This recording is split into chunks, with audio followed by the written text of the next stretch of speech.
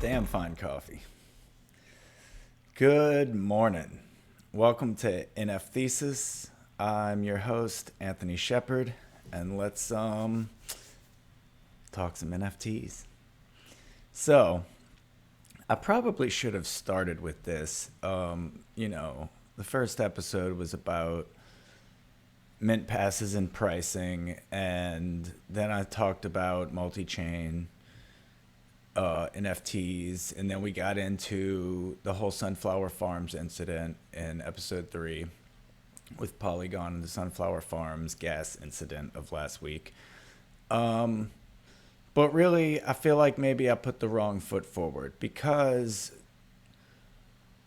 the reason I got into NFTs is because of the creator economy, because of wanting to support independent artists over, big mega studios.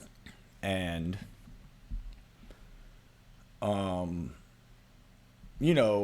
most important thing with NFTs is buying what you love. It's not about price. It's not about number go up.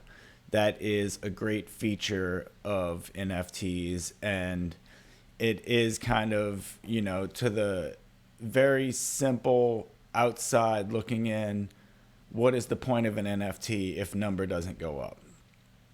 I'm not going to get into all of the utility and the smart contracts and all those other things at this time. I'm just saying that, to the simple, outside looking in argument, what is the point of an NFT if not to make money? This is not any different than any other collectible market in the sense that you bought comic books or toys or even magic cards and Pokemon cards or whatever that are worthless. You bought those things because you love them. You bought them because you enjoyed it, because you were having fun with it. Whatever your reasoning was, you didn't buy it because it was going to one day be worth something. And some of those things did go on to be worth a lot. So when you buy NFTs, you are speculating on an artist, a game, a community, a musician, whatever it is, and you're hoping that the thing's going to go up. But more importantly, you should be hoping for the success of the artist, because that's why you should be buying art, is because you like the artist, you like the person, you like the work, you like what's going on. This is where it's really great, because if you like something that much, then you are able to make sure that thing is successful and, get other people into that thing the same way you would if it was put out by a big mega corporation. No one tells you to go promote the new Marvel movie or the new Disney movie or the new Matrix movie or whatever. You just automatically go talk about that thing with people without being prompted. And this is how it should be with your friends' art and with other independent artists and independent filmmakers and independent musicians. You should be out there advocating for those communities that you believe in, because you're listening to these things before they're famous, before they get the big backing or whatever it is. And I think that is the real power of NFTs. I think that is the real game changer here, is that for once artists are able to connect directly with their fans and not go through middlemen who are going to not let you interact with each other directly and not make sure they're going to make sure that they get all of the value out of your fans, and you can't take them with you.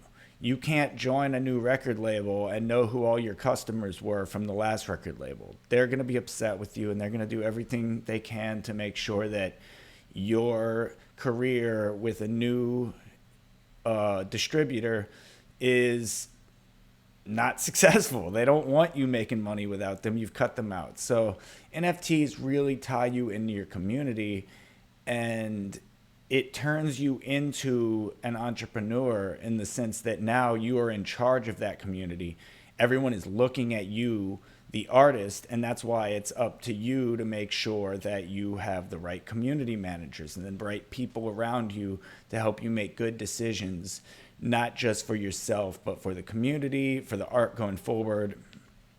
And I think that that is where the real strength of NFTs allows people to bet on the things they love and to help those things succeed. And that's why I don't really get into the idea of, Marvel NFTs or Disney NFTs or any of these things. Like, I don't care about that. I just want to see other successful independent musicians, artists, filmmakers, whoever, being able to utilize this technology to do the thing they love to do. I think that's another great thing with NFTs is like short films, for instance, really don't have a path to monetization because nobody really wants to pay a streaming service to watch a bunch of short films. It's really just not a popular genre, but and movies have huge budgets for a reason so that they can like have these gigantic explosions and all these other things, but there's lots of stories that can be told in a simple way and still be effective, and those movies can be made on a much lower budget. And artists that want to make those types of films, those types of music projects, NFTs is a way of selling CDs out the back of your car again. This is going back to the old school days of an independent artist, an independent musician being able to sell their work and make enough money to keep creating work, to keep putting food on the table, and to really be able to exit the system, or not even enter the system in that case. Like, you're underground, you're independent, you're doing your thing, you're able to directly connect with your fans, and now those fans can be international, and you don't have to worry about anybody taking that money. You just have to make sure that you do right by your people.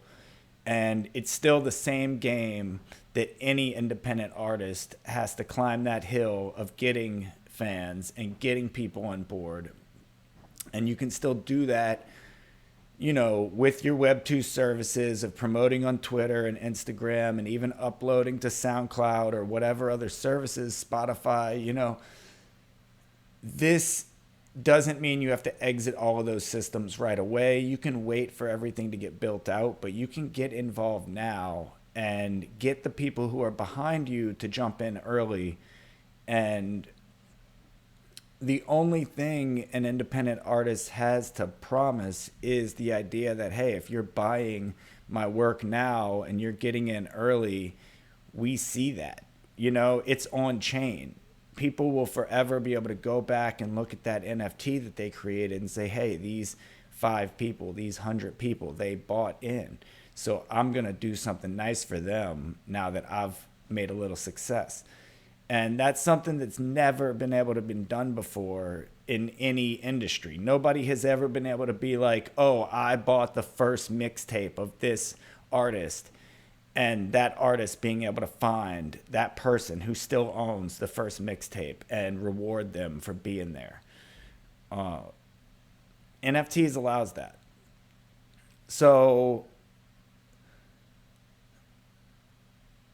people who just buy into NFTs because number goes up doesn't understand the reason why number goes up. If you want to bring it to Beeple, for instance, people don't talk about Beeple. We talk about CryptoPunks and Bored Apes, but Beeple brought this into the mainstream in a lot of ways because everybody heard about $69 million sale or whatever it was, and like everybody heard about that. So let's think about Beeple. He sold his career. He sold 13 years of work that he had built over a long period of time. And yes, he was a working artist. He was making money. I can't say what kind of money he was making. I'm sure he was doing all right, but commissions, they're great. but I'm sure he wasn't like stacked rich or whatever. But this guy worked for 13 years. He did a drawing every day for 13 years on top of whatever commissions he was doing. And for him to be able to take NFTs and turn that 13 years into an honest nest egg to be able to retire on or buy a house on, buy a car, just up his whole lifestyle, uh, that's amazing. And that's not some person who just spun up, whatever, 10,000 images and popped them on OpenSea and now expects to be a millionaire. Like, it's not the same thing. So I think that's something that everyone needs to think about when getting into an NFT project is the artist and the creator. And how long has this person been here? How long are they going to be here? Because the real value of any project is not whether or not people in the future are going to want to buy it at 5 ETH, but whether or not the artist is still going to be relevant. Because an artist that is relevant, their older pieces are always going to be worth money. And I mean, that even goes for artists that do bad work, meaning like if you're relevant in the future and people don't like your new work, it's going to make that old work more valuable because people are going to fight over the work they liked as opposed to, the new stuff that nobody wants. And I mean, that's kind of the game on anything, is the newer stuff is probably always going to be a little bit cheaper, depending. I mean, that's, I'm not going to say that. Like, once you build a name for yourself, your next project might always go up a little more because you've got a new, tier of purchaser entering the space. You've got maybe people have made money off of flipping some of your older pieces and now they're like ready to buy into something new. But that's on the way up. So all of this, like, the long game is you're speculating on people to survive in a creative industry. You want to get into the musicians and the artists who've been here for years and are going to keep being here for years because this is what they do, not what they just entered the space just to get rich quick. And I don't know, is that fundamentals? Like, I don't know what the fundamentals to art investing are. Obviously, if you're thinking about investing, like, there's fundamentals to like price action and all these things that tell you what is successful. But I'm saying as an artist, like, buy what you love and help the communities that you love succeed. Because if you see that person is going to do the work, all they need is a community. All they need is someone to stand behind them and make sure that they have someone to be accountable to.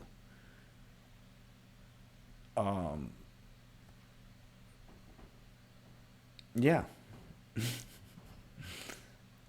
That's where I feel most passionately about NFTs, is the connection of the independent artist to other people that would want to support that work, that would want to be involved in that work, and would want to be able to say, like, I was a part of that.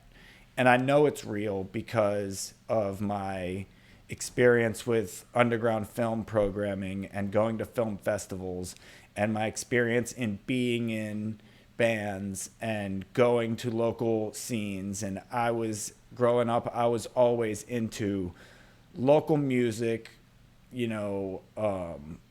underground stuff that people hadn't really heard of.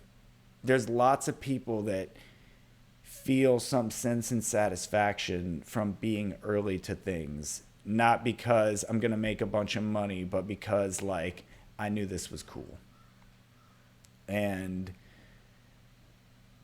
that's not going to go away in NFTs. If anything, once we get past this number go up phase of hyper speculation, that's what you're going to see, is people really starting to settle into the communities they love.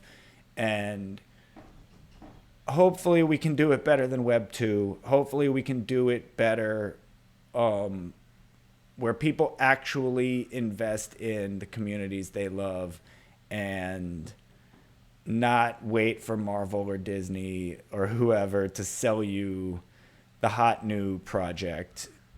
Don't wait to buy a Lady Gaga NFT. Go support your friend's band. Go buy independent short film NFTs. Do whatever you can to make independent artists have a better go at it. That is the point of this technology. NFTs can replace things like Kickstarter.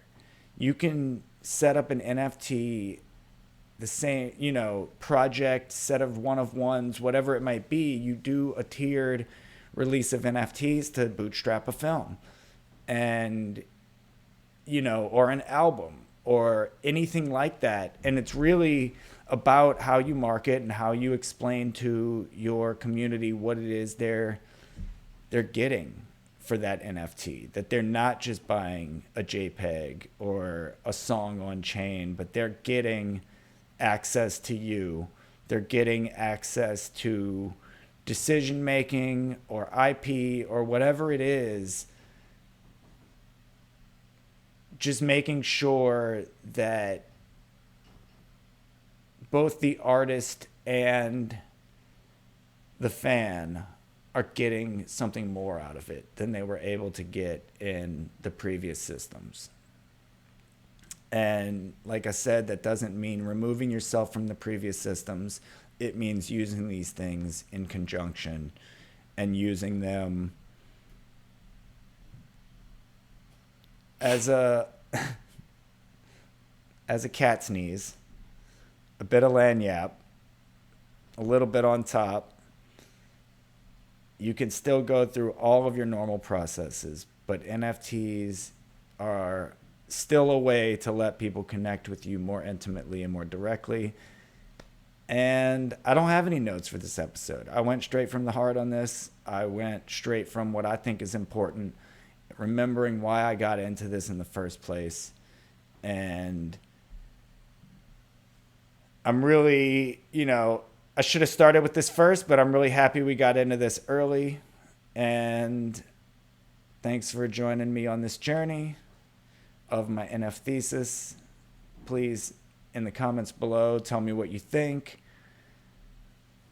I'm not saying I'm right about anything. This is just my ideas, and I love talking about this stuff, and I'm having a good time with you. So, good morning.